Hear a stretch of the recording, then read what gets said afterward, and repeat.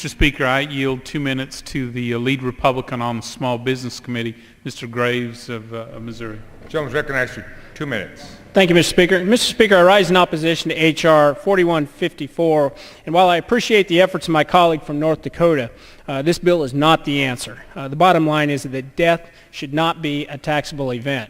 I find it amazing that the people who are going to get hurt the most by this, the small businessmen and the farmers, are being referred to as the rich and the moderately rich, which couldn't be farther from the case. Small businesses and family farmers have felt slighted in Washington over the past 2 years. Congress has bailed out irresponsible players on Wall Street, pushed policies that will increase costs on small businesses, and tax them at every turn to pay for the big business agenda. Today we have yet another bill on the floor that ignores the small guy. H.R. 4154 is not indexed for inflation, so small businesses will be forced to pay the death tax in future years. More small businesses will be forced to pay that tax.